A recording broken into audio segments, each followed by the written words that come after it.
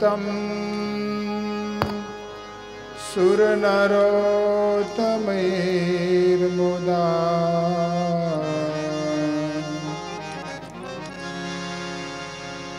धर्मनन्दनमहं विचिन्तये।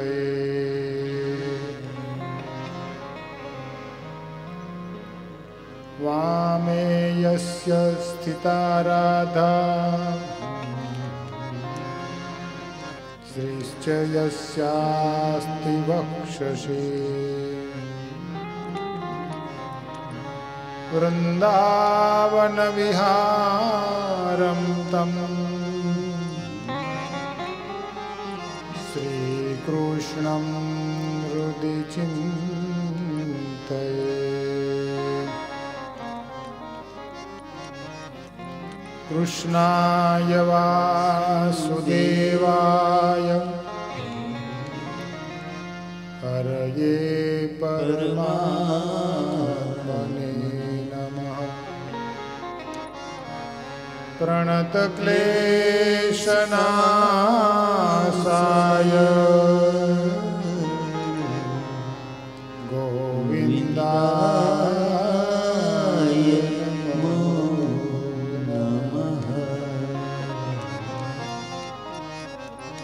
लोकाभिरामं रणरङ्गधीरं राजीवनेत्रं रघुवंशनाथं कारुण्यरूपं करुणाकरन्तं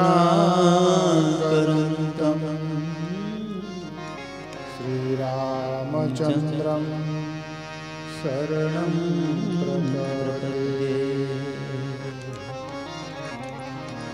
अतुलितबलधामं हेमशैलाभदेयं दनुजवपुषाणां ज्ञानिनाम् अग्रगण्यम् सकलगुणनिधानां वानराणाम् अधीशम् रघुपतिप्रियभक्तं व्यातजातं नमामि।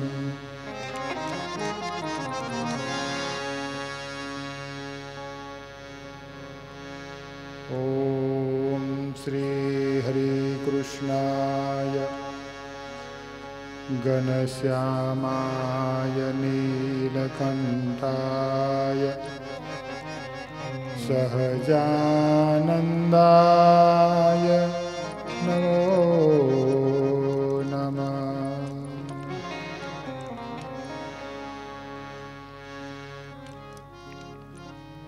बोलो सहजानंद स्वामी महाराज की जय। श्री नर नारायण देव की जय। श्री वृंदावन बिहारी लाल की जय। श्री रामचंद्र भगवान की जय। श्री विघ्न विनायक देव की जय। श्री कष्टभंजन देव की जय। ओम नमः पार्वती पतये हर हर महादेव।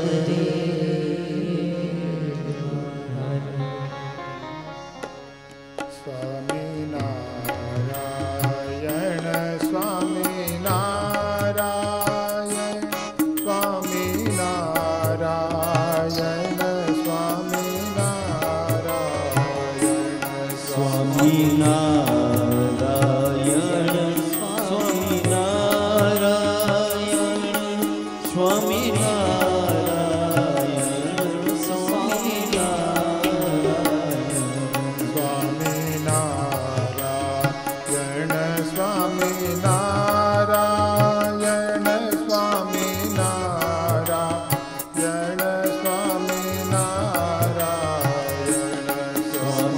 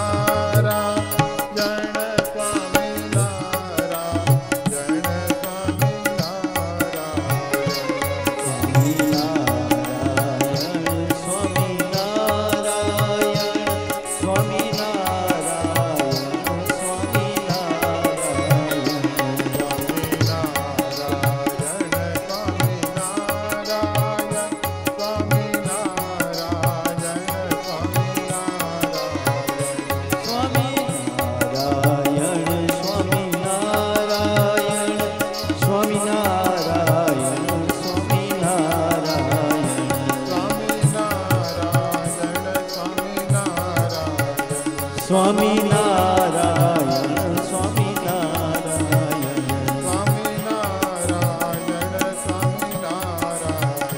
સ્વામી નારાયણ સ્વામી નારાયણ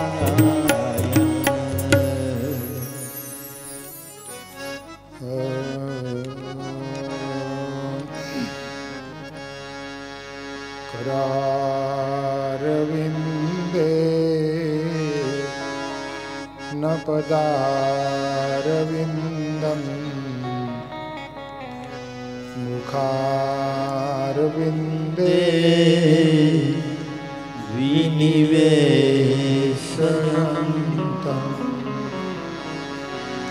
वटस्य पत्रस्य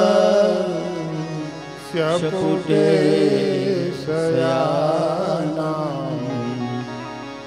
બાલં મુકુંદં મનસા સ્મરામિ બાલં મુકુંદં મનસા સ્મરામિ नारायणं नमस्कृत्यं नरं ચૈવ નરોત્તમં देवी सरस्वती व्यासं ततो जयोमुक्ति।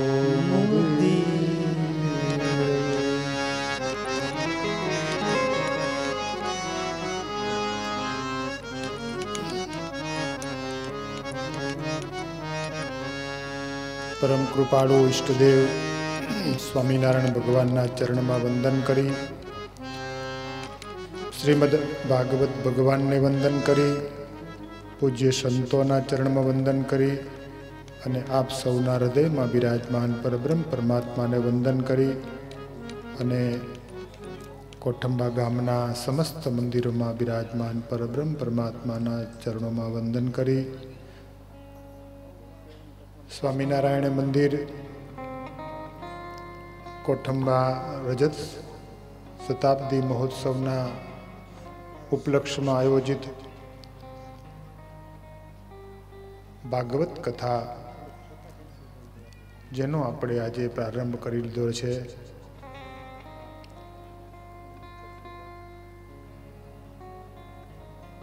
बहु मोटा भाग्य होय ते जीव आ भागवतनी कथा ने श्रवण करी सके छे।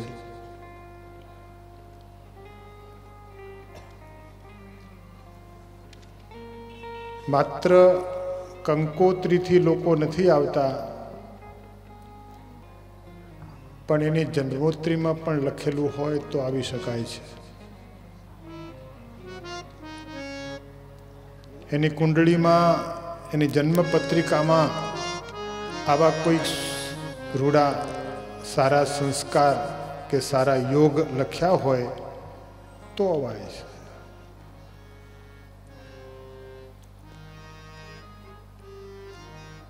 भागवत जेने बोलावे छे ए आवे छे, कारण के आ कथा बेसवानी कथा छे।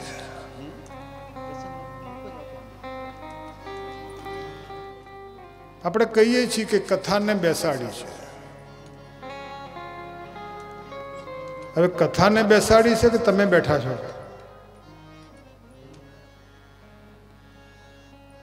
કથા તો ચાલે છે,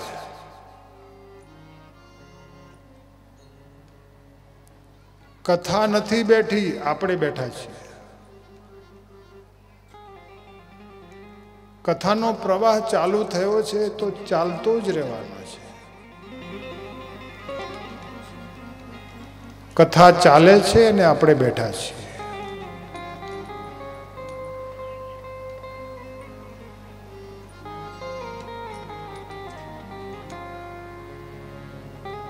अने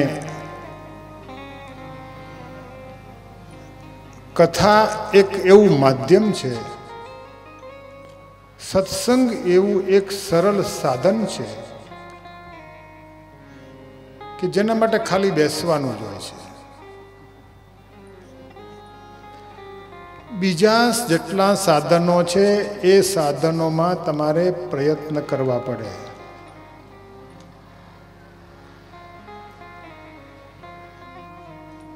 અને આ કથા સાધન એવું છે કે તમારે કંઈ જ પ્રયત્ન નહીં કરવાના, ખાલી તમારે બેસી જ રહેવાનું.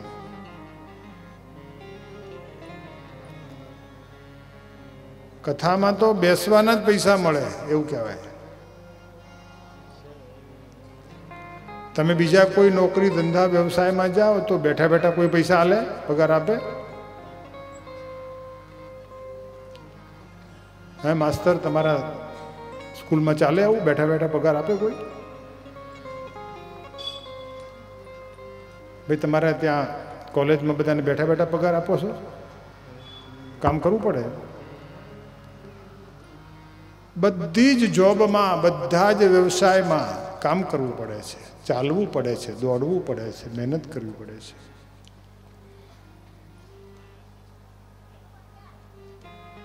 કથા જેવી છે કે તમારે બેસવાનું. અને એમાંય કોઠંબાની કથા તો જુઓ તો ખરા, 15,000 તો સોફા મૂક્યા છે.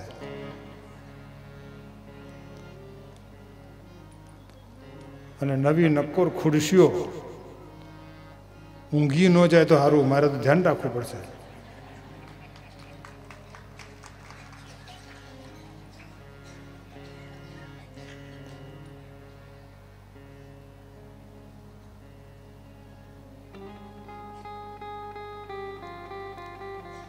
એટલે આ કથા એવી છે કે તમે કંઈ જ ના કરો, ખાલી બેઠા બેઠા સાંભળો. અને કદાચ આ તો સમાધિ ઘણાને લાગી જતી હોય છે, ઊંઘવા ના કહેવાય કે સમાધિ લાગે, કારણ કે આ કથા છે ને સમાધિમાંથી નીકળેલી છે. વ્યાસજીને સમાધિ લાગી એમાંથી કથા નીકળી છે, એટલે ઘણાને સમાધિ લાગી જતી હોય છે. આમ જનરલી કંઈ ભાગોળે બેઠા હોય તો લોકો સૂઈ જતા નથી.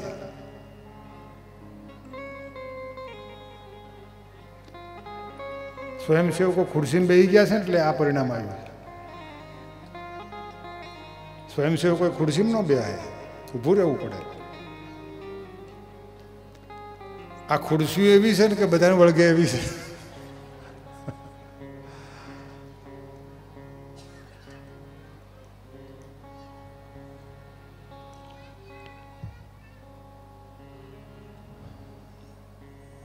ચાલો આપણે કથામાં જઈએ.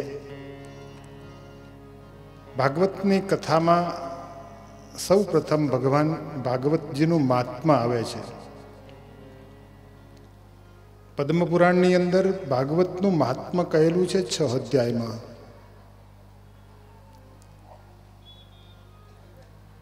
ભાગવતને સમજવા માટે પદ્મપુરાણ વાંચવું પડે છે.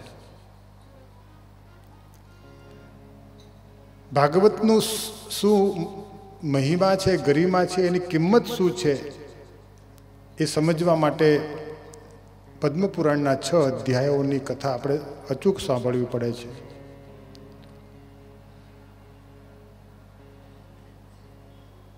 એ પદ્મપુરાણના 6 અધ્યાયની અંદર જે કથા લખી છે એમાં એક કથા છે જ્ઞાન વૈરાગ અને ભક્તિની, બીજી કથા છે આત્મદેવ બ્રાહ્મણની કથા છે.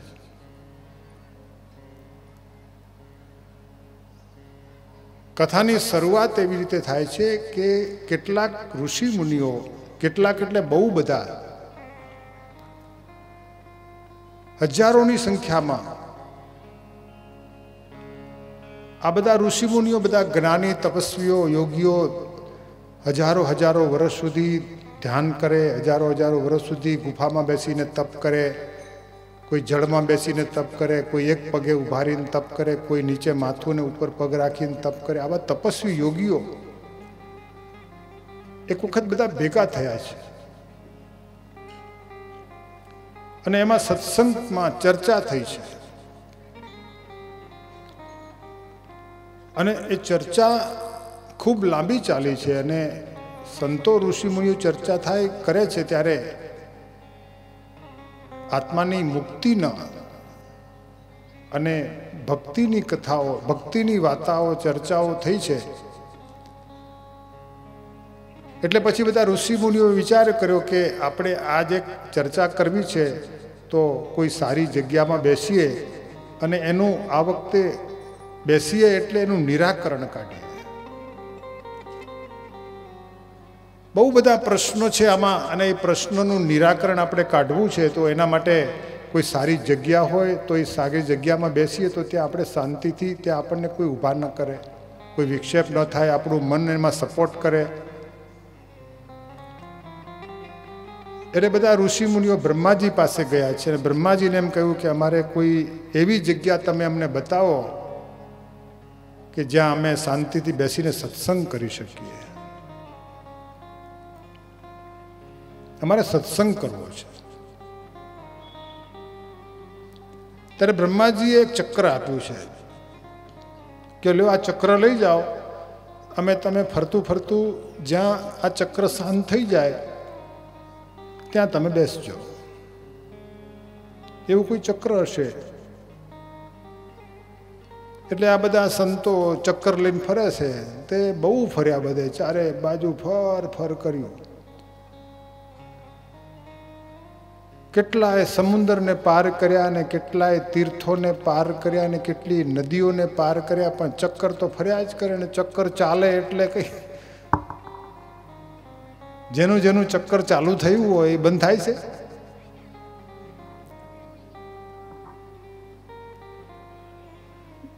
લોકો કહે છે ને કે અત્યારે કે ડાંગરનું ચક્કર ચાલે છે.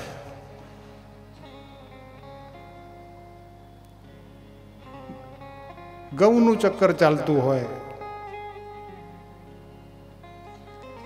અને એ ચક્કર તો એની સિઝન પૂરતું ચાલે, પણ આ તો ચક્કર બહુ લાંબુ ચાલ્યું. લગ્નનું ચક્કર ચાલે. આપણે કહીએ આ તો લગ્નનું ચક્કર એટલું બધું ચાલ્યું છે કે હજુ પાર જ નથી આવતો. પણ આ સંતોનું, ઋષિ મુનિઓનું જે ચક્કર ચાલ્યું છે તો બહુ જ ચાલ્યું છે. એમાં ઘણા બધા વર્ષો પછી એક જગ્યાએ ચક્કર શાંત થયું છે, એક ક્ષણ માટે, એક નિમિષ માટે, અને ત્યાં સંતો સત્સંગ કરવા બેઠા છે. નિમિષ માત્ર જે જગ્યાએ ચક્ર શાંત થયું એને કહેવાય છે નૈમિક સારણ્ય ક્ષેત્ર, નૈમિક સારણ્ય.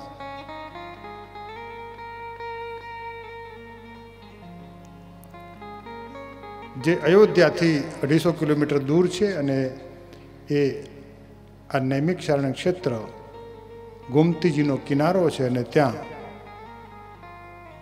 એ ચક્ર શાંત થયું છે. અને ત્યાં બધા ઋષિઓ, પદ્મપુરાણ લખે છે કે 88,000 ઋષિ મુનિઓ બેઠા છે અને બધાએ આપસમાં ચર્ચા કરી છે.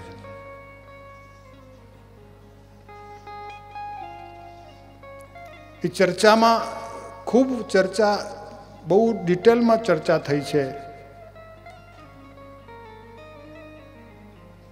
કે મુક્તિ માટે શું કરવું જોઈએ. આવી ચર્ચા થઈ.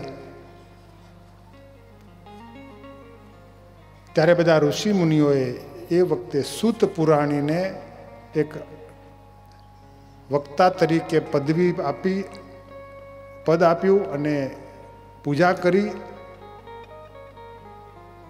અને સૂત પુરાણીને કથા કરવા માટે એમને બેસાડ્યા છે.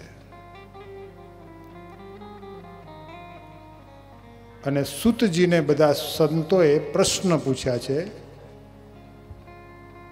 કે પુરાણીજી, મુક્તિ માટે કયું સાધન સરળ છે અને તમે અમને સાર કહો. વેદો પુરાણોની અંદર બહુ જ જ્ઞાન ભરેલું છે અને એ જ્ઞાનનો અમે સાર કાઢી શકતા નથી. તમે વિદ્વાન છો. કારણ કે સૂત પુરાણી છે એ ભગવાન વેદવ્યાસજીના શિષ્ય છે. તમારા ગુરુ એ બહુ વિદ્વાન હતા, એમને આ શાસ્ત્રો લખેલા છે, તમે એમના શિષ્ય છો, એટલે તમે સાર અમને કહો. બીજો પ્રશ્ન એવો થયો છે કે ધર્મ, જ્ઞાન અને વૈરાગ્ય અને ભક્તિ જાગૃત કેમ થાય? ત્રીજો પ્રશ્ન એવો થયો છે કે ભગવાનના જે અવતારો થાય છે તો અવતારોની કથા કહો. ચોથો પ્રશ્ન એવો થયો છે કે ભગવાનના અવતારો ઘણા થયા, પરંતુ સર્વશ્રેષ્ઠ અવતાર ભગવાન શ્રી કૃષ્ણનો થયો, તો ભગવાનના શ્રી કૃષ્ણના અવતારની પણ કથા કરો. વળી એવો પણ પ્રશ્ન થયો છે કે ભગવાન શ્રી કૃષ્ણ અંતર ધ્યાન થયા પછી ધર્મ ભગવાન કૃષ્ણને શરણે હતો, ભગવાન કૃષ્ણ અંતર ધ્યાન થયા પછી ધર્મ કોના શરણે ગયો છે? આવા ઘણા પ્રશ્નો જ્યારે ત્યાં ઉપસ્થિત થયા છે ત્યારે સૂત પુરાણીએ આ સંતોને, આ ઋષિ મુનિઓને એમ કહ્યું, સાંભળો, તમારા અનેક પ્રશ્ન છે, પણ એ બધાના તમારા પ્રશ્નોનો એક જ જવાબ છે. હું એક શાસ્ત્ર તમને સંભળાવું કે મારા ગુરુએ જે ભાગવત બનાવ્યું છે એ ભાગવત તમને સંભળાવું, એટલે એની અંદર અવતારોની કથા આવી જશે, કૃષ્ણ કથા આવી જશે, ધર્મ કોના શરણે રહ્યો એ પણ કથા આવશે, ધર્મ, જ્ઞાન, વૈરાગ્ય અને ભક્તિ કેમ જાગૃત થાય એ કથા આવશે, અને સર્વ શાસ્ત્રના સાર રૂપે આ શાસ્ત્ર છે, તો એ શાસ્ત્ર તમને સંભળાવું એટલે આપોઆપ તમારા બધાયના પ્રશ્નોનો ઉકેલ એકમાંથી આવી જશે.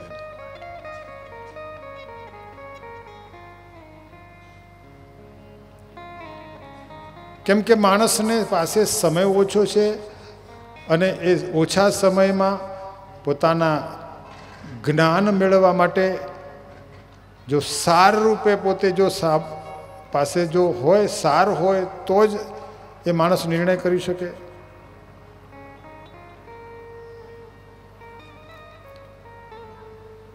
ત્યારે સૂત પુરાણી સૌનકાદિક ઋષિઓને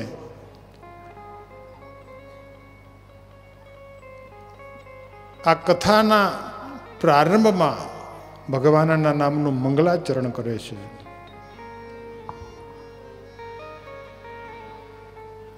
સચ્ચિદાનંદ રૂપાય વિશ્વોત્પત્યાદિહેતવે તાપત્રય વિનાશાય શ્રી કૃષ્ણાય વયમ નમઃ.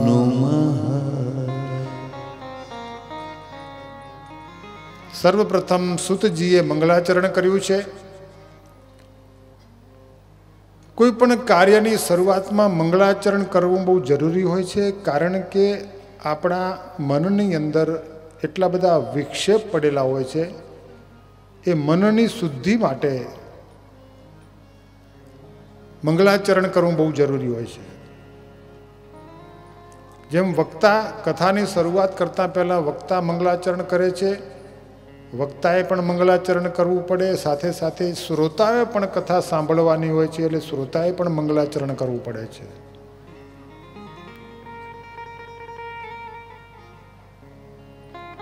જ્યાં સુધી મંગલાચરણ કરવામાં ના આવે ત્યાં સુધી કથા સાંભળવાની પાત્રતા નથી મળતી.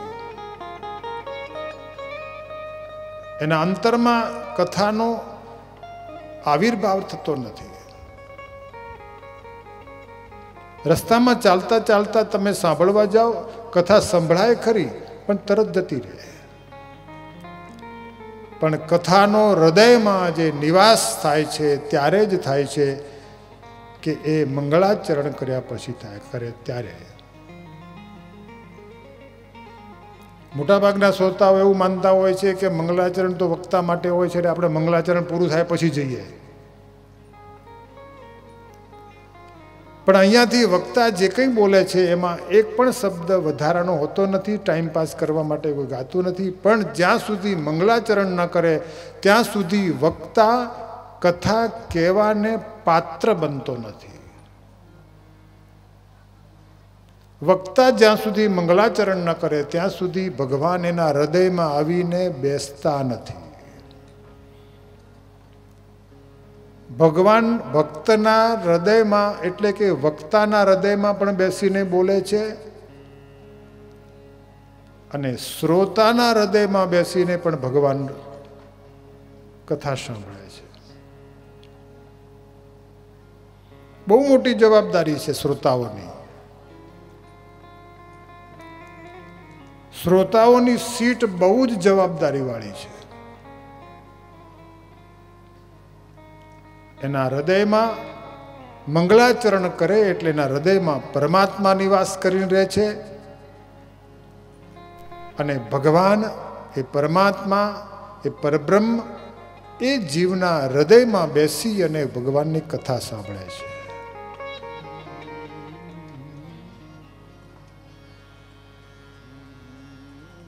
કથા તમારે કોઈ કામની નથી, પણ કથા હૃદયમાં બેસીને ભગવાન સાંભળે છે એટલે ભગવાનને સંભળાવવા માટે જ શ્રોતાઓએ આવવું પડે છે.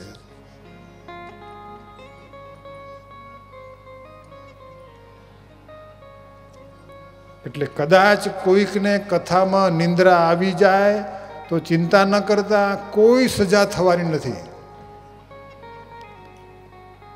ઘણા બધા કપોળ કલ્પિતમાંથી નહોતા કહેતા કે કથામાં હુઈ જાય એટલે એ હાફ થાય ને બાજુમાં જગાડે નહીં તો મદારી થાય ને. આ બધી કપોળ કલ્પિત વાતો છે.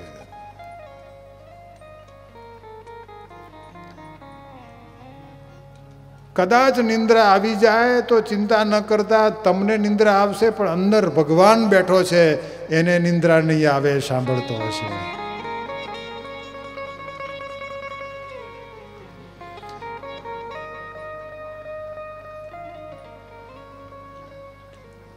શ્રોતા બનવું બહુ મોટી જવાબદારી છે.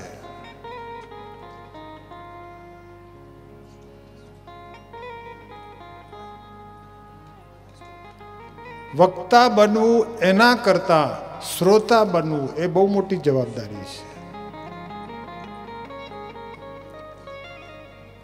કારણ કે વક્તા બંધાયેલો છે અને શ્રોતા છૂટો છે.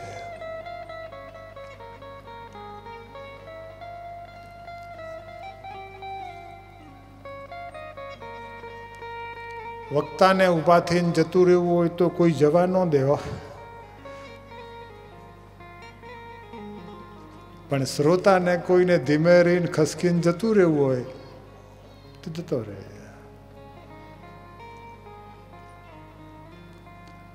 માટે સાવધાન. તમને કથામાં રસ ન હોય તો કંઈ નહીં. તમારે કથામાં રુચિ આવતી હોય કે ન સમજાતું હોય, ગમે તે હોય, પણ મારો ઠાકોરજી તમારા હૃદયમાં બેસીને કથા સાંભળે છે. જરાય આગા પાછા ન થતા. તારા ઘટમાં મારો આ ગોવિંદ બિરાજે. જય હો. તું અંતર પટ જોને ખોલી, અંતર પટ જોને ખોલી. તારા ઘટમાં મારો ગોવિંદ બિરાજે, અંતર પટ જોને ખોલી, અંતર પટ જોને ખોલી.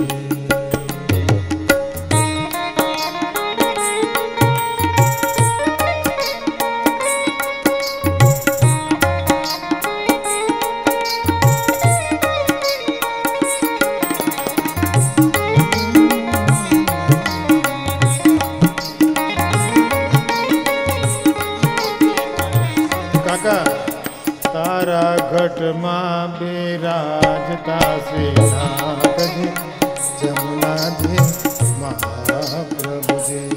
મારા ઘટમાં બિરાજતા શ્રીનાથજી યમુનાજી મહાપ્રભુજી.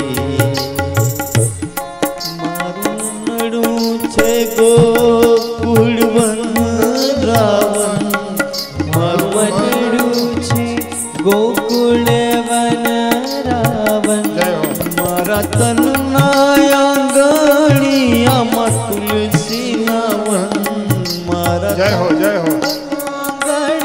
नाचो नाचो तुलसी नावन मारा प्राण जीवा मारा घट घटમાં બિરાજતા છે नाथ जी यमुना जी महाप्रभु जी मारा घट मां विराजता श्रीनाथ जी जमुना जी महाप्रभु जी।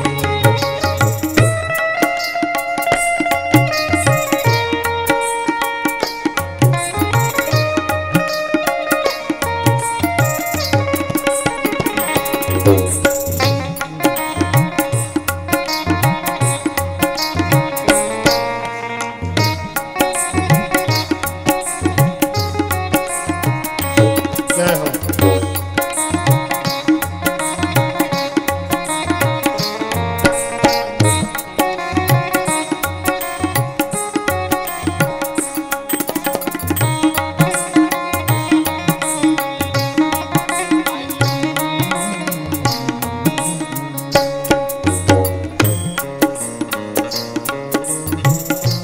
मारा तुमने आंगणे श्री महाकृष्ण जी मारा आत्मने आंगणे श्री महाप्रभु जी मारी आँखों विषे गिरधारी रे धारी मारी आँखों विषे गिरधारी रे धारी मारू तन मन गयु छे जने वारी रे वारी मारू तन मन गायु छे जेने वारी रे वारी मारा श्याम मोरारी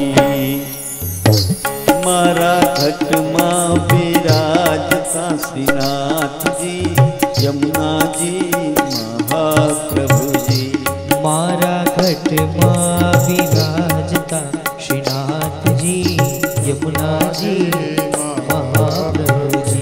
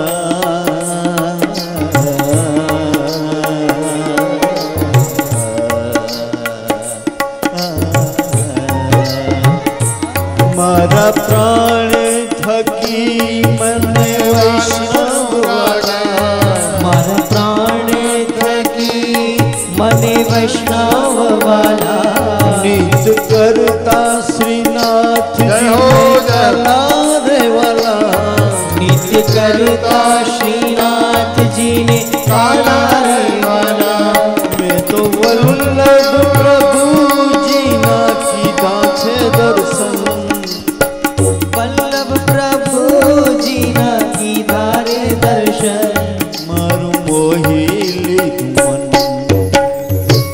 मारा घट मां विराजता श्रीनाथ जी यमुना जी महाप्रभु जी मारा घट मां विराजता श्रीनाथ जी यमुना जी महाप्रभु जी।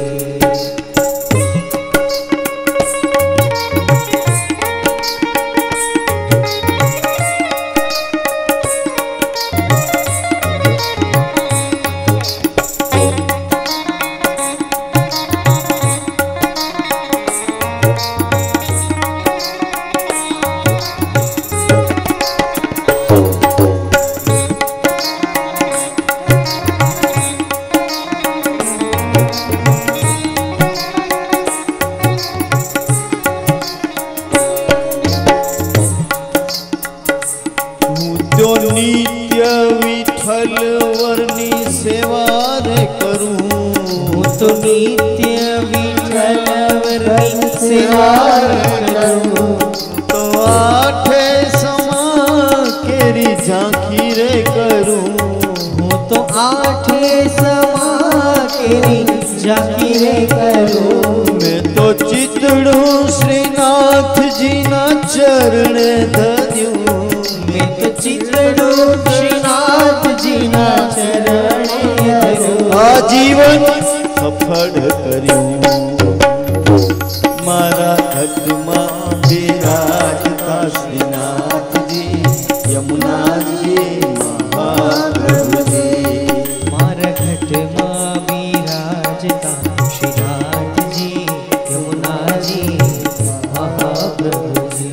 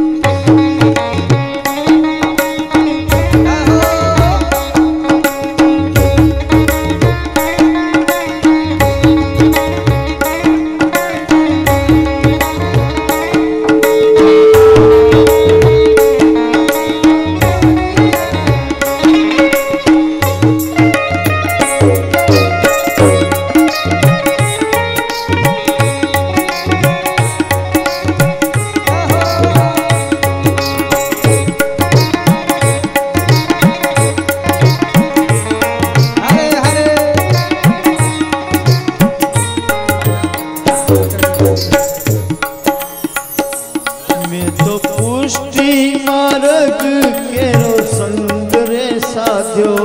मैं तो पुष्टि मार्ग केरो संग रे साध्यो।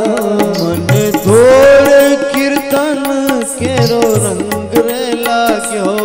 मन धोड़ कीर्तन केरो रंग रे लाग्यो। मैं तो लाला नीलाली केरो रंग रे माग्यो। मैं तो लाला नीलाली केरो रंग रे लाग्यो। हिरलो फेरे लाग्यो। मारा घटमा विराजता श्रीनाथ जी यमुना जी महाप्रभु जी। मारा घटमा विराजता श्रीनाथ जी यमुना जी महाप्रभु जी।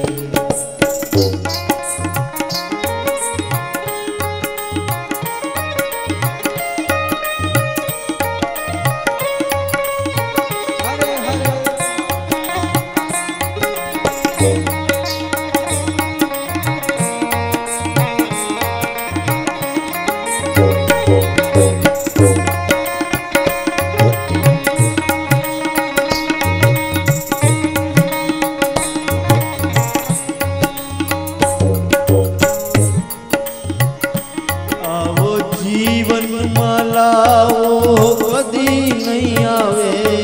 आवो जीवन मालाओ फरी कदी नहीं आवे। वारे वारे मानव दे कदी ना मळे। वारे वारे मानव देह कदी ना पड़े। मेरो लख 84 नो मारो रे पड़े। फेरो लाख 84 नो मारो रे परे। ए मने मोह न मळे। मारा घटमा विराजता श्रीनाथ यमुना जी महाप्रभु जी।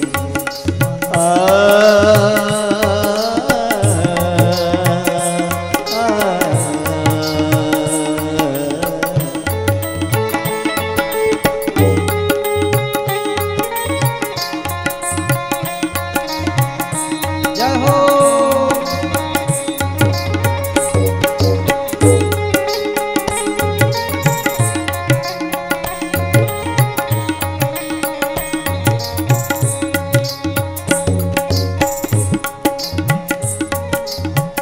मारी अंत समय केरी अर्जी तमे लेजो ने शरणो मां बावाजी।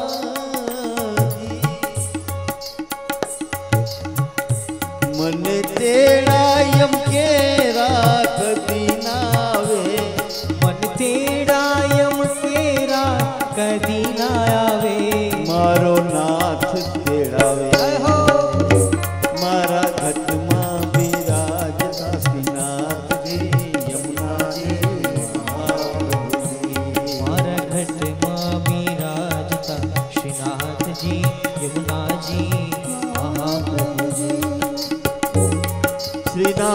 जी बोलो, श्रीनाथ जी बोलो, श्रीनाथ जी बोलो, श्रीनाथ जी बोलो, श्रीनाथ जी बोलो, महाप्रभु जी बोलो, श्रीनाथ जी बोलो, महाप्रभु जी बोलो। मन मंदिर नावासी,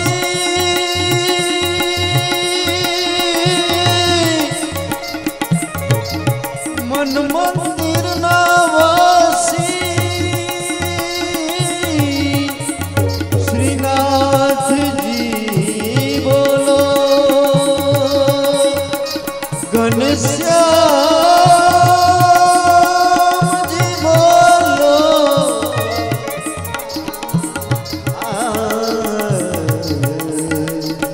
घनश्याम जी बोलो। બોલો કૃષ્ણ કનૈયા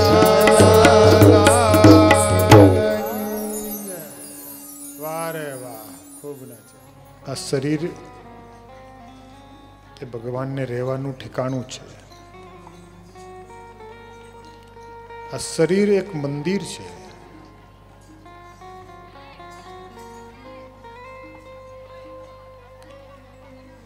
એક એક જગ્યાએ એક એક ઇન્દ્રિયોમાં અંતઃકરણમાં ભગવાન રહ્યા છે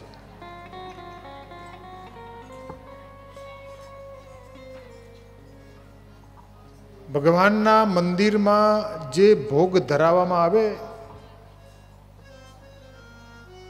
ત્યારે એ ભગવાન ભોગ મોઢેથી જમતા નથી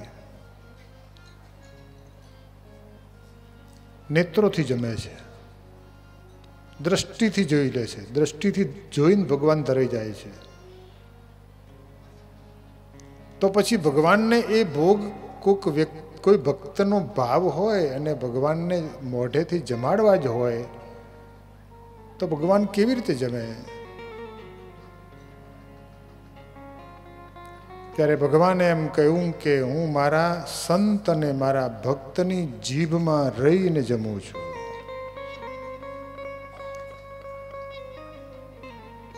મારા સંત અને મારા ભક્તની જીભ ઉપર બેસી અને મારે જ્યારે એ ભાવ ભોજન જમવું હોય ત્યારે હું જમું છું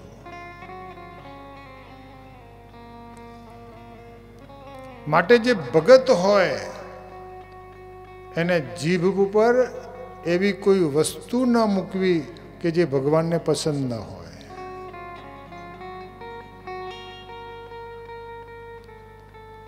મોઢું બગાડવું નહીં સાંભળો છો ને આ ભગતની જીભ એ ભગતનો રાઈટ નથી ભગવાનનો રાઈટ છે જે દિવસે તિલક ચાણ્યું ને તિલક તાણ્યું તે દિવસથી સહી કરીને ઠાકોરજીને આપી દીધું કે બધું પ્રભુ તમારું છે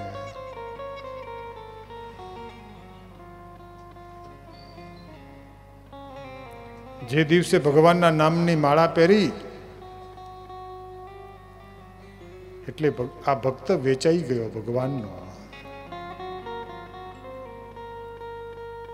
મારા મોઢામાં રહી અને ભગવાન જમે છે એ ભગતને ખબર હોવી જોઈએ હું જે જમું છું મારા મોઢામાં રહી અને મારો પ્રભુ જમે છે એ ભગતને ખબર હોવી જોઈએ મારામાં બેસી અને ભગવાન કથા સાંભળે છે એ ભગતને ખબર હોવી જોઈએ મારા કાનમાં રહી અને ભગવાન કથા સાંભળે છે એ ભગતને ખબર હોવી જોઈએ મારા વિચારોમાં પણ ભગવાન રહ્યા છે એ એને ખબર હોવી જોઈએ એક માત્ર ચાંદલો કરવો એની બહુ કિંમત છે એક કુમારી કન્યા જ્યારે એક પુરુષને ચાંદલો કરે છે આખી એની જાત બદલાઈ જાય છે એનું કુળ ગોત્ર બદલાઈ જાય છે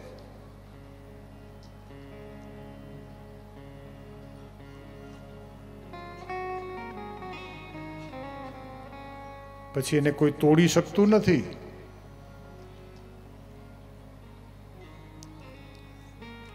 એક ચાંદલો બહુ જવાબદારી વાળી ભગતને માટે બહુ જવાબદારી છે કે ઠાકોરજીના નામનો ચાંદલો કર્યો, પતી ગયો, વાત પૂરી થઈ. પોતાની જાત ભગવાનને દઈ દીધી. એની જાત ઉપર સંપૂર્ણ અધિકાર ઠાકોરજીનો થાય છે.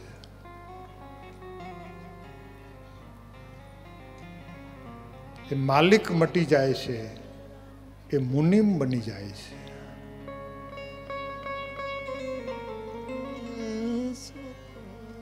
એ મુનિમ બને છે, ઠાકોરજીનો મુનિમ બને છે. अब मेरा मुझ में कुछ नहीं,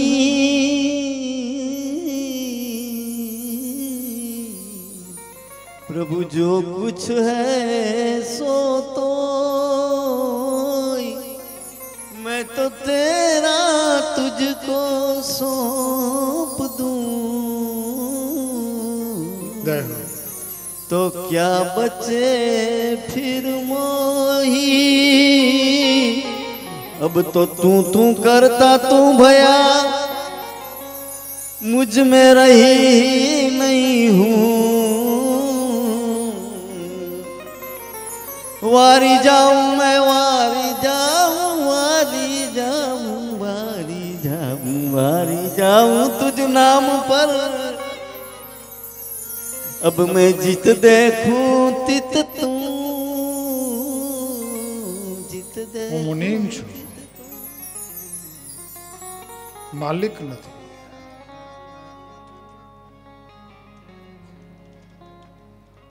જે કંઈ છે એટલે એનો અર્થ એવો નથી કે બધું ભગવાનના મંદિરમાં જઈને ઢગલો કરી આવું, આવો અર્થ ના કાઢતા. પણ હું માલિક નથી, હું ચાકર છું. જે કંઈ મારું છે એના ઉપર જેનો મેં ચાંદલો કર્યો છે એનો અધિકાર છે. અને એક વખત ચાંદલો થઈ ગયા પછી એ ચાંદલો જઈ શકતો નથી. ચાંદલો કરવાના 1000 રૂપિયા થાય, બામણને 1000 રૂપિયાની દક્ષિણા આપો ને તો દીકરા દીકરીના તમને ચાંદલા કરી આપે. પણ એ ચાંદલોને છૂટો કરવો હોય ને ત્યારે 3 લાખ રૂપિયામાં પત્તું નહીં.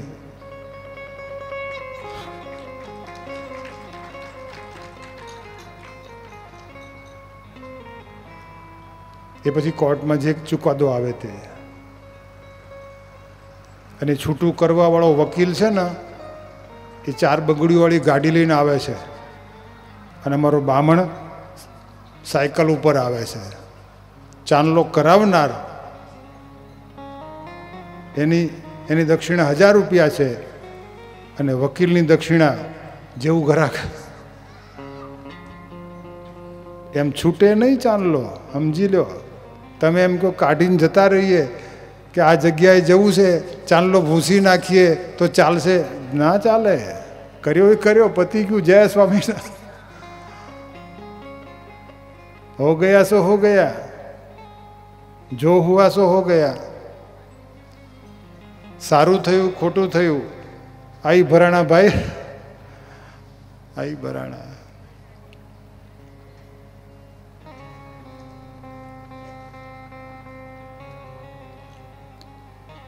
માટે ચાંદલો ભૂંસવાથી પતી જતું નથી. એ ચાંદલાને છોડવા માટે એ બામણ નહીં છોડાવી શકે, કોઈ સાધુ નહીં છોડાવી શકે.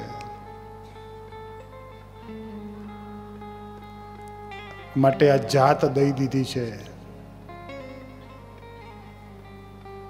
સ્વામિનારાયણને જાત દઈ દીધી છે. 125 વર્ષ પહેલા દઈ દીધી છે. અને જાત દઈ દીધી છે એની જયંતિ ઉજવાય છે.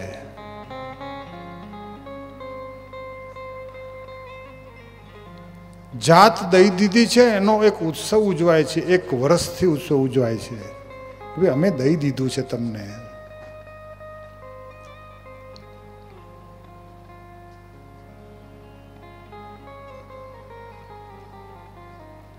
હવે કોઈ કોઈનાથી ફેરફાર થાય એવું નથી.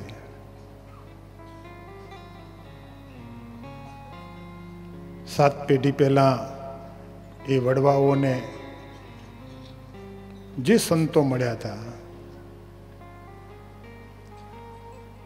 અને એ સંતોની પાસે હાથમાં જળ લઈ અને સંકલ્પ કરેલો છે. એ સંકલ્પ આજે સાત પેઢીએ પણ લાગુ પડે છે.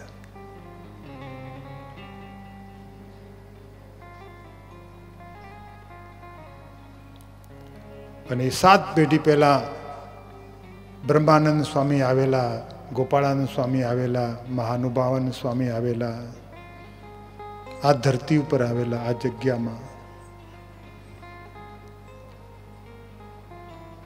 આ જગ્યા ઉપર આવા સંતો આવીને બેઠેલા અને આપણા વડવાઓએ એમાં કંઈક દૈવત જોયું. એમ લાગ્યું કે હવે આ જાત દઈ દેવા જેવો એક યોગ આવ્યો છે, દઈ દીધી.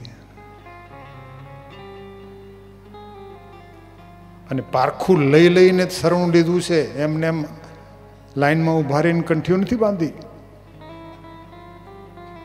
પારખું લીધું છે. કંઈક એના હૃદયને સ્પર્શ કરી ગયેલું હતું,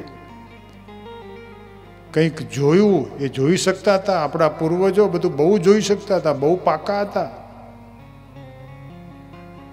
છાપામાં વાંચીને વાહે નહોતા પડી જતા. આપણા વડવાઓ બહુ પાકા હતા, બહુ તૈયાર હતા. એને બહુ જ ખબર પડતી હતી કે આ સાધુ શું બોલે છે. એની વાણીમાં કોઈ દિવસ લોભાયા નહોતા, એના વર્તનમાં લોભાયા હતા.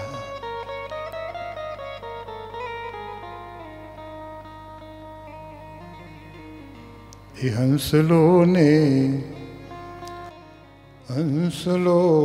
ને બગલો રે એ રંગે રૂપે. સુર આપજો.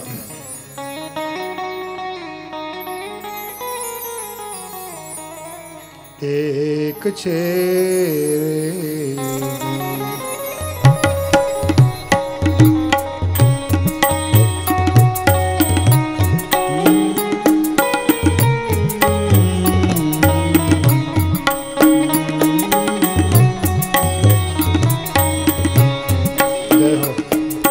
હંસલો ને બગલો રંગે રે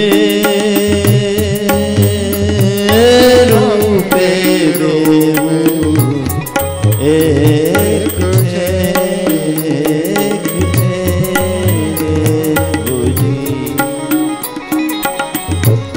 હંસલો ને બગલો રે હે રંગે રૂપે એક છે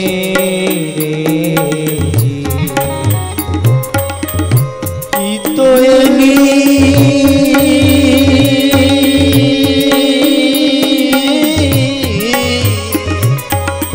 અરે ઈ તો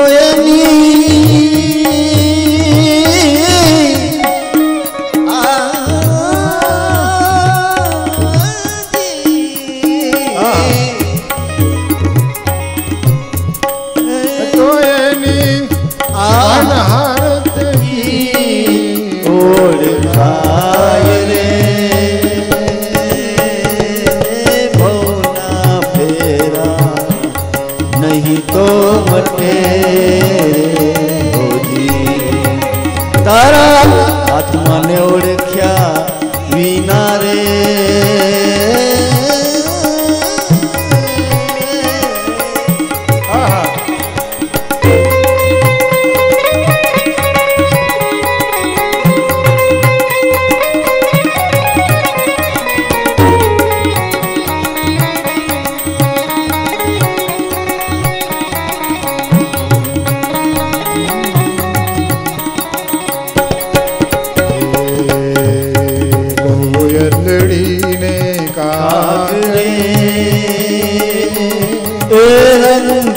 રૂપે એક છે કોયલડી ને કાગ એ તો રંગે રૂપે એક છે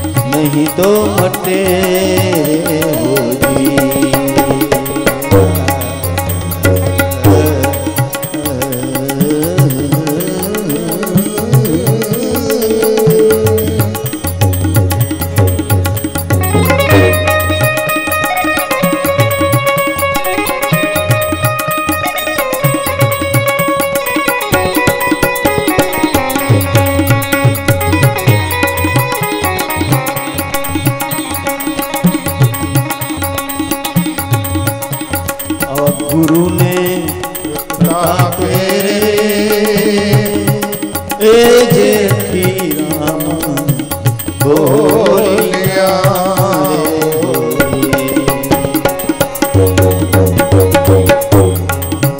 દેજો અમને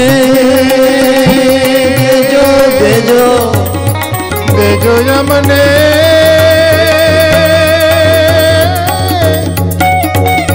સંત ચરણમાં વાસ રે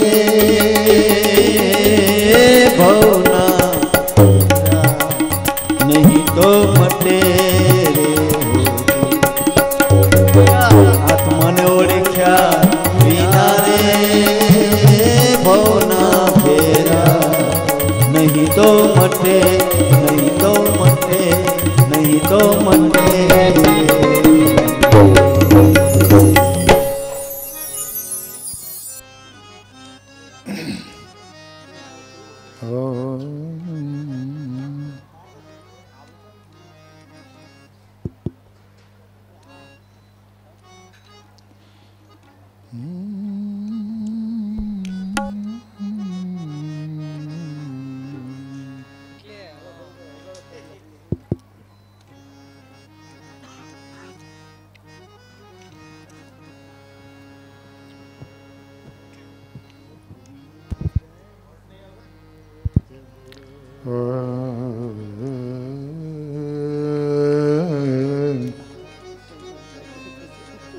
આ એવા સાધુ હતા જેની પાસે ભગવાન હતા.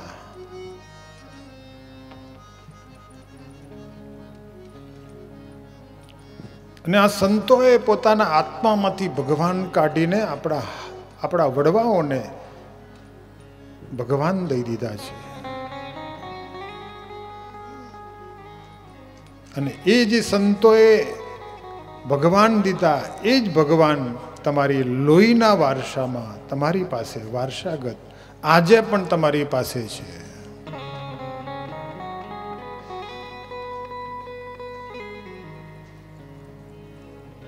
જેની પાસે કંઈ ન હોય ને એની પાસે ભગવાન હોય.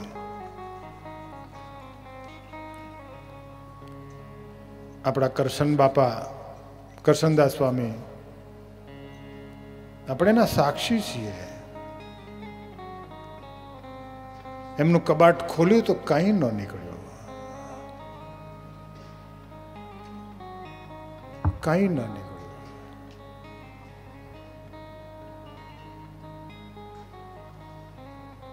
અને જેના કબાટમાંથી કંઈ ન નીકળે એના કબાટમાંથી ભગવાન નીકળે.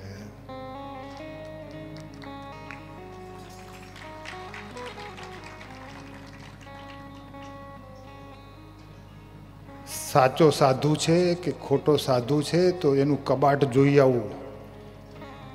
હા, જો બહુ બધું ભર્યું હોય તો સમજવાનું કે આની પાસે માલ છે પણ ભગવાન નથી.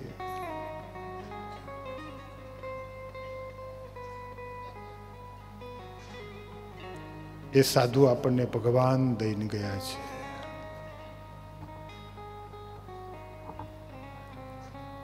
અને જે પોતાની પાસે ભક્તિ હતી, શક્તિ હતી, પ્રસાદી હતી, બધી જ આ કોઠંબા ગામને આપી ગયા છે.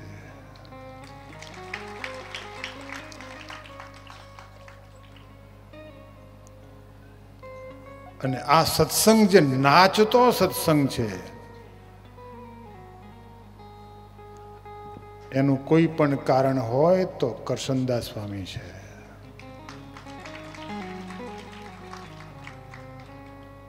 નાચતો સત્સંગ.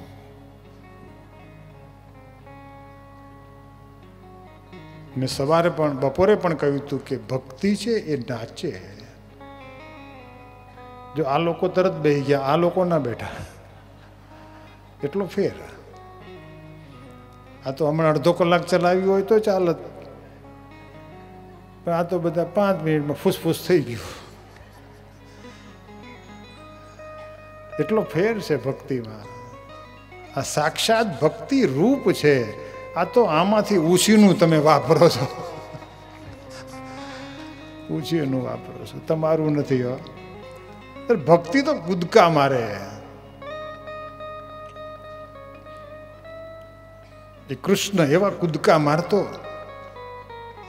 વ્રજની અંદર એવા કૂદકા મારતો.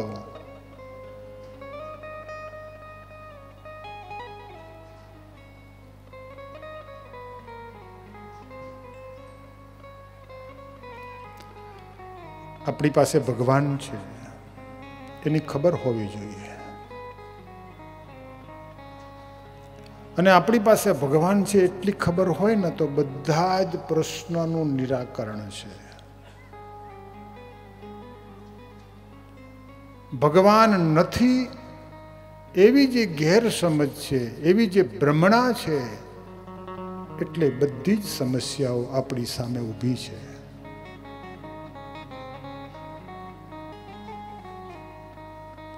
છે અને નથી એની બેની વચમાં બહુ જ પાતળી ભેદરેખા છે, પણ બહુ જ અંતર છે.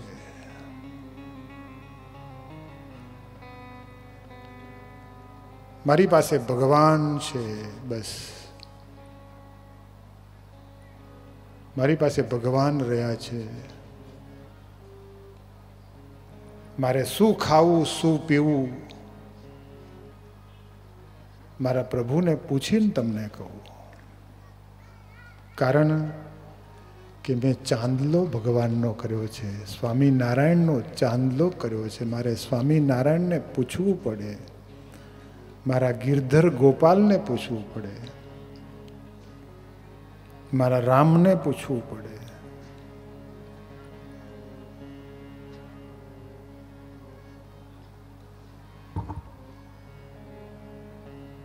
એમને હું હા ન પાડું, તમને પૂછીને કહું.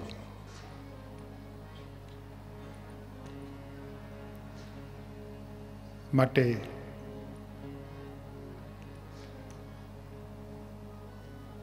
આપણે સત્સંગી છીએ. આપણા ઉપર પૂરેપૂરો અધિકાર સ્વામિનારાયણ ભગવાન અને આ શિક્ષાપત્રીનો છે.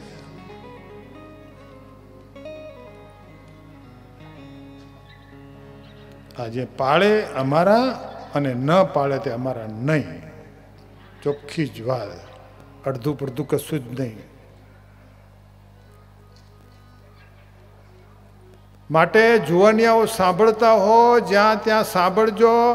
મોઢામાં સ્વામિનારાયણ રહ્યા છે, મોઢામાં રહીને સ્વામિનારાયણ ભગવાન જમે છે. માટે નહીં ખાવાની વસ્તુ કોઈ નાખતા નહીં. બહેનોએ તાળીઓ બહુ પાડી, ગમે તે કારણ હોય.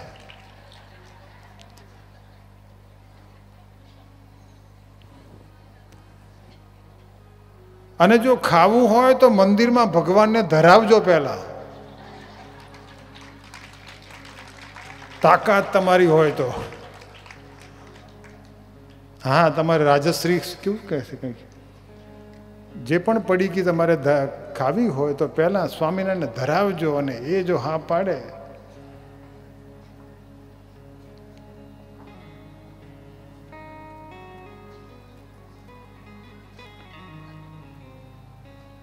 આ બધી કથા છે આપણા 125 વર્ષના ઇતિહાસને યાદ કરવા માટેની કથા છે.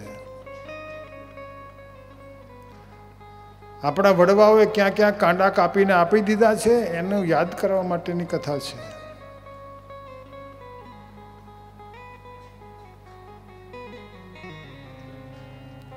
અને અહીંયા બધી કથા આપણી જ થવાની છે, બીજા ગામની નથી થવાની. આપણે કોઈ લુણાવાડાની કે રાબડિયાની કે પછી બાલાસિનોની કથા નથી કરવાની. આપણે કોઠંબાની જ કથા અહીં કરવાની છે.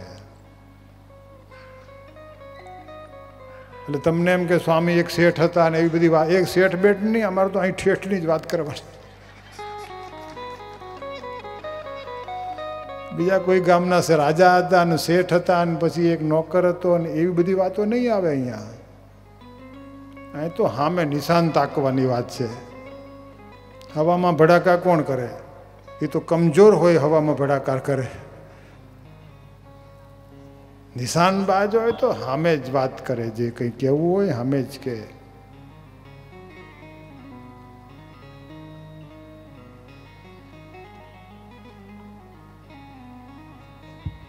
એટલે ભગવાનનું મંગલાચરણ દરેકે કરવું.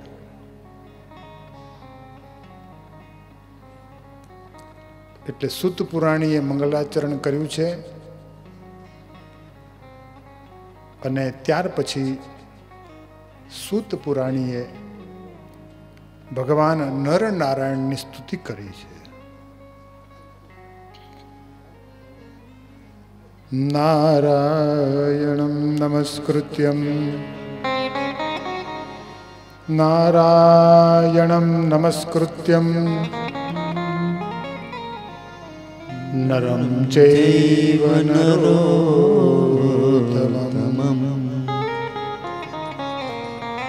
દેવી સરસ્વતી વ્યાસં તતો જયો મુદીરયેત.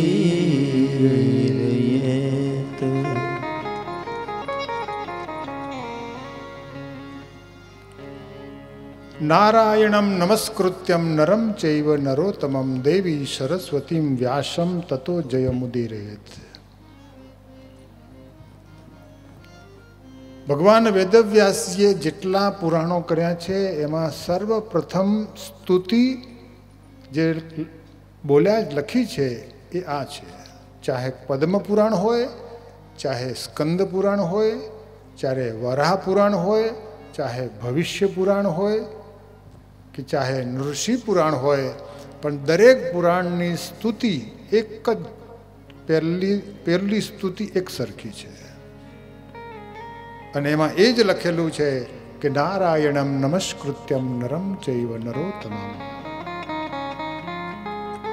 એટલે કે સર્વપ્રથમ સ્તુતિ ભગવાન વેદવ્યાસજીએ ભગવાન નર નારાયણની કરી છે.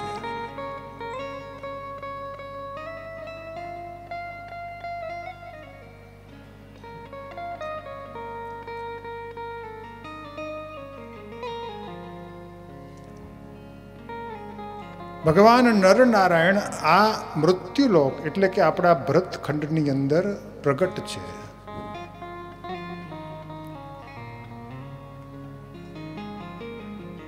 અત્યારે શ્વેત વરાહ નામનો કલ્પ ચાલે છે. પ્રત્યેક કલ્પમાં 71 ચોકડીઓ હોય છે. ચોકડીઓ એટલે સત્ય, ત્રેતા, દ્વાપર, કળી. સત્ય, ત્રેતા, દ્વાપર અને કળી, આ 4 યુગ જાય એને ચોકડી કહેવાય. આવી 71 ચોકડી એક કલ્પમાં હોય. પ્રથમ ચોકડી જ્યારે હતી ત્યારે ભગવાન નરનારાયણનો પ્રાદુર્ભાવ થયો હતો. શ્રીમદ ભાગવતમાં 3 જગ્યાએ નરનારાયણ ભગવાનની કથા આવે છે. સર્વપ્રથમ પ્રથમ સ્કંદની આવે છે, બીજી તૃતીય સ્કંદમાં આવે છે અને પંચમ સ્કંદમાં આવે છે. 3 જગ્યાએ ભગવાન નરનારાયણની કથા ભાગવતમાં આવે છે. 71 ચોકડીમાંથી અત્યારે 28 ચોકડીઓ ગઈ છે અને બાકી 71 ચોકડી પૂરી થશે ત્યાં સુધી ભગવાન નરનારાયણ હિમાલયની અંદર કલાપ નામનું એક નગર છે અને એ નગરમાં તપ કરે છે. આજથી 71 ચોકડી પર 71 ચોકડીઓ પહેલા ધર્મક્ષેત્ર એટલે ધર્મારણ્ય એટલે કે સાબરમતી નદીના કિનારે ધર્મદેવ અને મૂર્તિનું એક નગર હતું. એને ધર્મક્ષેત્ર કહેવાય છે. અને એ ધર્મક્ષેત્રમાં ધર્મદેવના ઘરે નર અને નારાયણ ભગવાનનો પ્રાદુર્ભાવ થયો હતો. ભગવાન નર અને નારાયણને બ્રહ્માજીએ તપ કરી અને વરદાન માગેલું કે પ્રભુ આપ આ કલ્પ રહે ત્યાં સુધી આપ આ ભરતખંડમાં સદેહ રહો, અંતર્ધ્યાન ન થતા. બાકીના જેટલા અવતારો પ્રગટ થાય છે એ પાછા અંતર્ધ્યાન થઈ જાય છે. પણ જે નરનારાયણ અવતાર થયો છે એ આજે પણ જીવંત છે, પ્રગટ છે, મનુષ્ય રૂપે છે.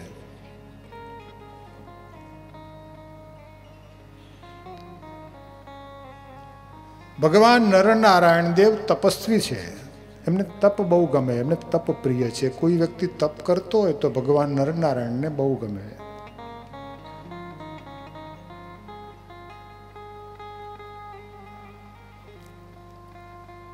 દરેક ભગવાનની અલગ અલગ ચોઈસ હોય છે, દરેકને પોતાની એક પસંદગી હોય છે. એમ નરનારાયણ ભગવાનને તપની પસંદગી છે. જેમ પંઢરપુરમાં ભગવાન જે ભગવાન વિઠ્ઠલનાથજી છે એમને કીર્તન બહુ ગમે. ભગવાન વિઠ્ઠલનાથજીને કીર્તન બહુ ગમે. બસ કીર્તન ગાવાવાળો આવે એટલે ભગવાન સુવે નહીં. આજે પણ પંઢરપુરની અંદર કોઈ ભક્ત કીર્તન જ્યાં સુધી ગાતો હોય ત્યાં સુધી ભગવાન પોઢે નહીં. એને કીર્તન ગમે છે. આપણા ભગવાન છે એ તો સુવાન ટાઈમ સૂઈ જાય, પણ પંઢરપુરના ભગવાન વિઠ્ઠલ ભગવાન જ્યાં સુધી કીર્તન ગવાતું હોય પછી કોઈ ભક્ત આખી રાત કીર્તન ગાય તો ભગવાન આખી રાત જાગે. અને આજે પણ એકાદશીની રાત્રે અખંડ કીર્તન થાય છે અને ભગવાન આખી રાત જાગે છે, કીર્તન સાંભળે છે પોતાની.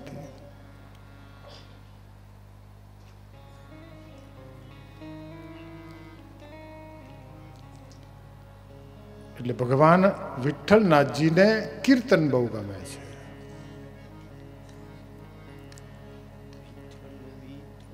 શ્રીરંગ ક્ષેત્રમાં કાવેરી નદીના કિનારે શ્રીરંગ ક્ષેત્ર છે, ત્યાં ભગવાન શ્રી રંગનાથ ભગવાન બિરાજે છે. એ રંગનાથ ભગવાન કાયમ સૂતા જ હોય છે. એ શેષ સૈયા ઉપર ભગવાન પોટેલા છે. એને ઊંઘવાનો મૂડ આવ્યો છે તો ભગવાન સૂવે છે.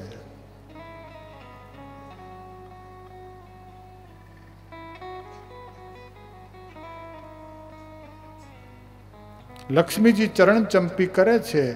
કોઈ ભક્ત આવી અને ભગવાન પાસે કંઈક માગે તો ભગવાનને લક્ષ્મીજી થોડાક જોરથી પગ દબાવે એટલે ભગવાન આંખો ખોલે અને પછી માતાજી પૂછી લે કે પેલો આવ્યો છે ને શું આપવાનું છે, આપવાનું છે કે એમને જવા દેવો છે.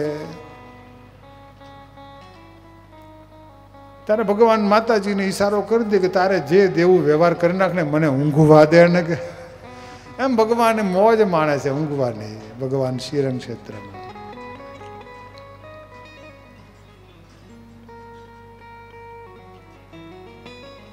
અને નાથ દ્વારામાં શ્રીનાથજી ભગવાન છે ને ખાવાના ભૂખ્યા છે. કોઈ લઈને જાય એટલે લાવો કે છે. શ્રીનાથ ભગવાનને નાથ દ્વારામાં નિત્ય 8 વખત થાળ થાય છે, આજે ભોગ ધરાવાય છે. અને નાથ દ્વારાનો લાડવો એવડો મોટો, નાળિયેર જેવડો, આખું ઘર ભેગું થાય તો પૂરો ન કરી શકે એવડો મોટો લાડવો. એમને ભોગ પ્રિય છે એટલે કે પ્રસાદ પ્રિય છે.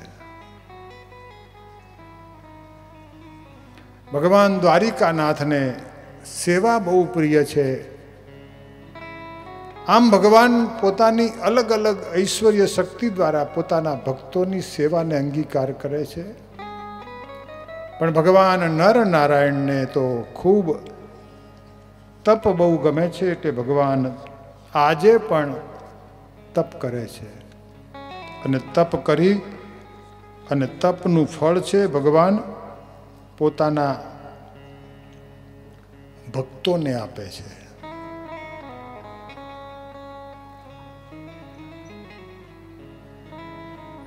એટલે સ્વામિનારાયણ ભગવાને એમ કહ્યું છે કે અમારા આશ્રિતોએ નરનારાયણની પૂજા કરવી.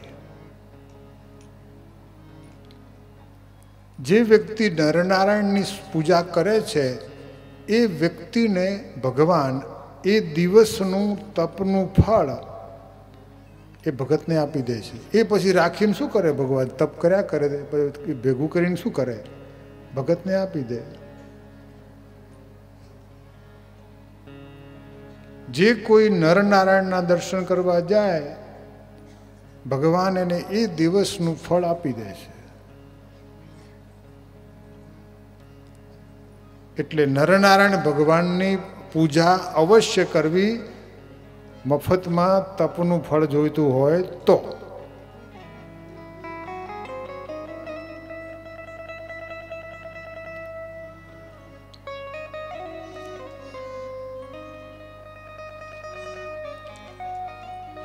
અને આપણા શાસ્ત્રોમાં એવું લખ્યું છે કે ભગવાન નરનારાયણ દેવ જે બદ્રિક આશ્રમમાં બિરાજે છે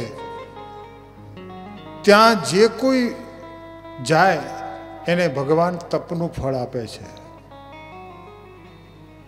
અને તમામ તીર્થોમાં જ્યાં ભગવાન બિરાજમાન છે એ મહાન તીર્થ છે. એટલે બધે તીર્થયાત્રા કરી અને છેલ્લે નરનારાયણના દર્શન કરે ત્યારે એની સંપૂર્ણ તીર્થયાત્રા પૂર્ણ કહેવાય.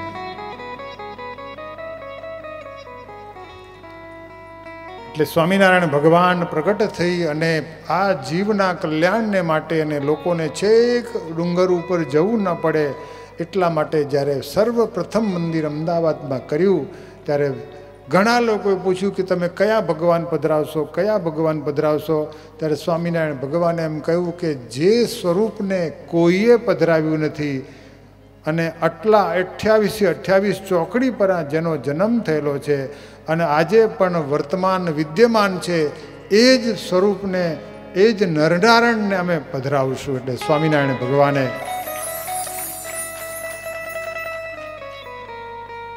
સર્વપ્રથમ મંદિર કરી અને અમદાવાદમાં કાલુપુરની અંદર પોતે બાથમાં લઈ અને નરનારાયણ દેવ પધરાવ્યા છે.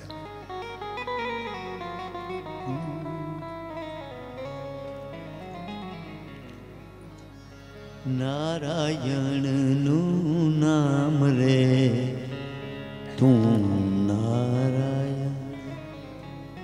આ નરનારાયણની સ્તુતિ સુત પુરાણીએ કરી છે. દેવી સરસ્વતી જે વિદ્યાની અધિષ્ઠાત્રી દેવી છે એ દેવીની વિદ્યાની અધિષ્ઠાત્રી દેવી સરસ્વતીજીની પણ વંદના કરી છે. અને ત્યાર પછી ભક્તિની કથા કહી છે. ભક્તિ મહારાણી જેનો જન્મ દ્રવિડ દેશમાં થયો હતો અને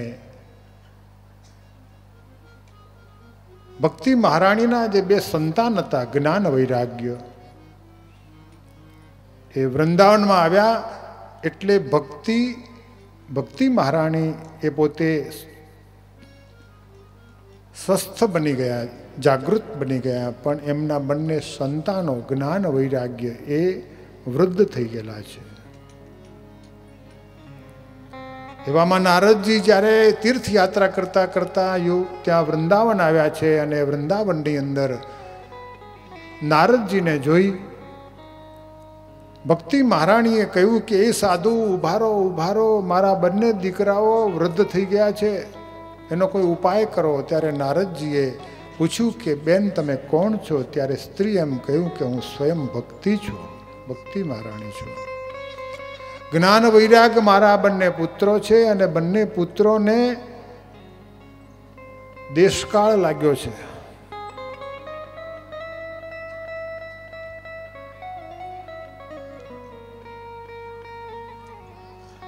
દેશ અને કાળની એક અસર હોય છે.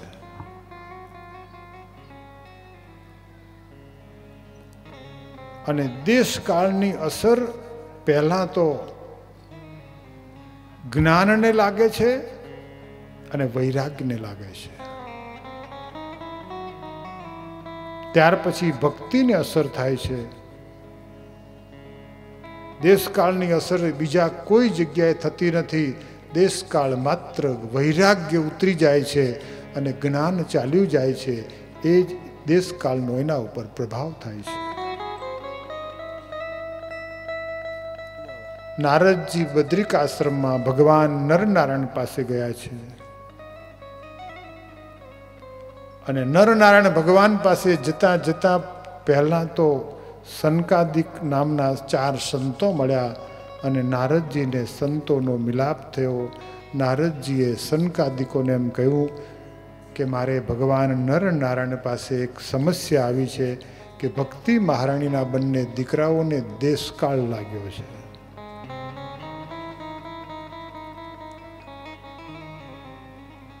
ત્યારે સનકાદિકો એમ કહ્યું કે તમારે ભક્તિ મહારાણીના પુત્રોને જો દેશકાળ લાગ્યો હોય તો દેશકાળ કાઢવા માટે અમે સક્ષમ છીએ. ત્યારે નારદજી એમ માન્યું કે ભગવાનના દર્શન કરવા જતાં કોઈ આપણને સંત મળે અને સંત જવાબ આપે તો એમ સમજવું કે આપણને ભગવાને જવાબ આપ્યો છે.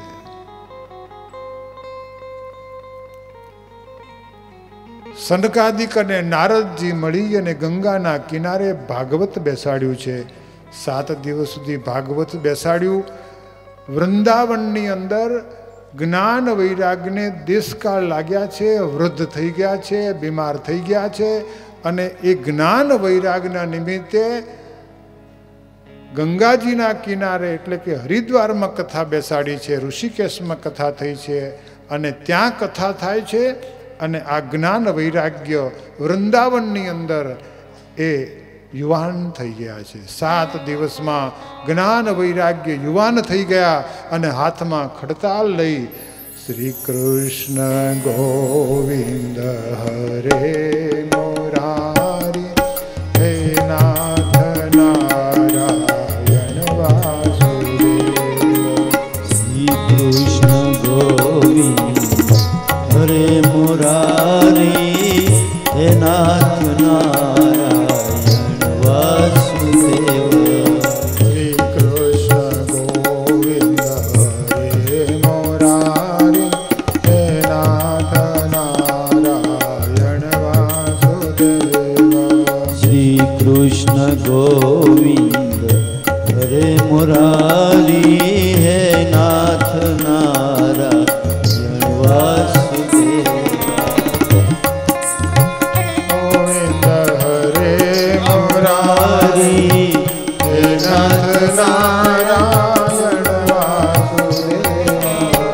શ્રી કૃષ્ણ ગોવિંદ હરે મુરારી હે નાથ નારાયણ વાસુદેવ.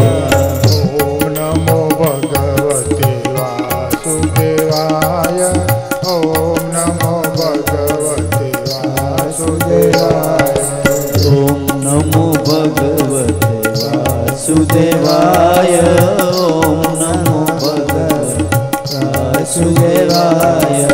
ઓમ નમો ભગવતે વાસુદેવાય. ઓમ નમો ભગવતે વાસુદેવાય.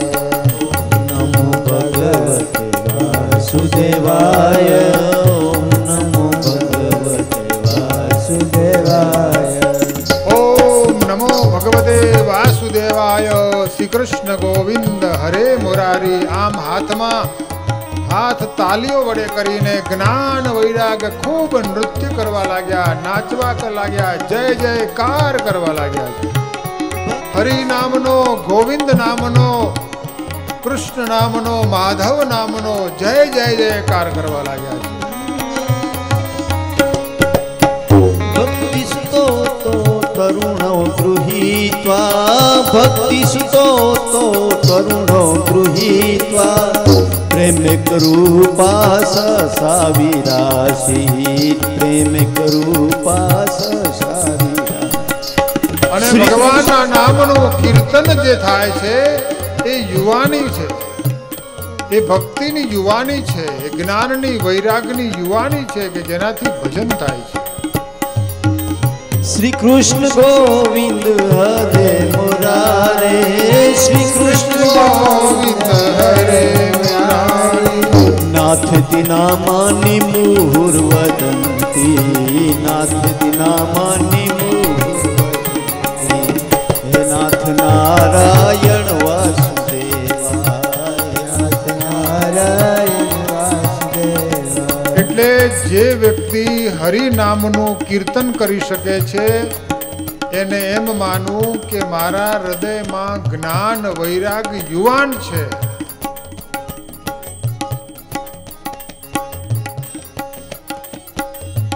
અને જેનાથી ભજન ન થાય, કીર્તન ન થાય, એને માનવું કે મારા હૃદયમાં જે જ્ઞાન વૈરાગ છે એને દેશકાળ લાગુ પડી ગયા છે.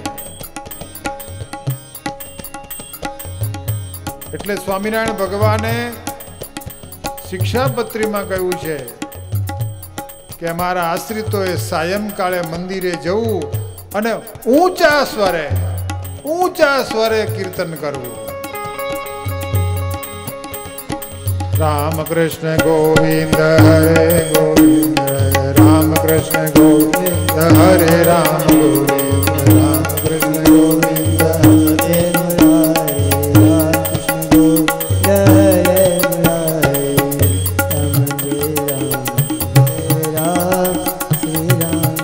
ભગવાનનું ઉચ્ચ સ્વરે કીર્તન મંદિરમાં કરવું સાયંકાળમાં જઈ. એટલે જે વ્યક્તિ સાયંકાળમાં જઈ અને ઘડી બે ઘડી પણ જો ઉચ્ચ સ્વરે કીર્તન કરે તો એના હૃદયમાં જે જ્ઞાન વૈરાગ છે એ યુવાન થઈ જાય છે. રામ કૃષ્ણ ગોવિંદ હરે મુરારી, રામ કૃષ્ણ ગોવિંદ હરે મુરારી,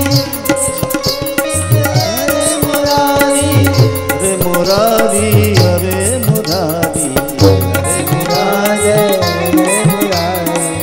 હરે મુરારી હરે મુરારી, રામ કૃષ્ણ ગોવિંદ હરે મુરારી,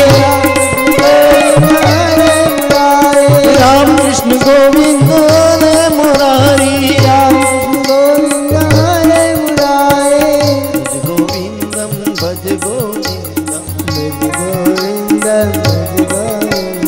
શ્રી ઘનશ્યામમ ભજ ગોવિંદ, રામ કૃષ્ણ ગોવિંદ હરે મુરારી, રામ ગોવિંદ હરે મુરારી, રામ કૃષ્ણ ગોવિંદ હરે મુરારી. આવી રીતે સૂત પુરાણીએ સૌનક આદિ ઋષિઓને એમ કહ્યું કે આ જ્ઞાન વૈરાગ્ય ભાગવત 7 દિવસ એના માટે સંભળાવ્યું. તો એ આ બંને ભક્તિ મહારાણીના પુત્રો યુવાન બન્યા છે. એટલે જે કોઈ કથા સાંભળશે એના અંતરમાં રહેલા જ્ઞાન વૈરાગ્ય યુવાન બનશે. એવી આ અદ્ભુત કથા છે. બાકીની કથાને આપણે આવતીકાલે સાંભળીશું. આજે પ્રથમ દિવસ હતો. આપણા રજત શતાબ્દી મહોત્સવના આયોજનમાં ઘણા બધા આયોજનો આપણે વર્ષ દરમિયાન કર્યા છે અને હજુ પણ આપણે એક આયોજનો ચાલુ છે.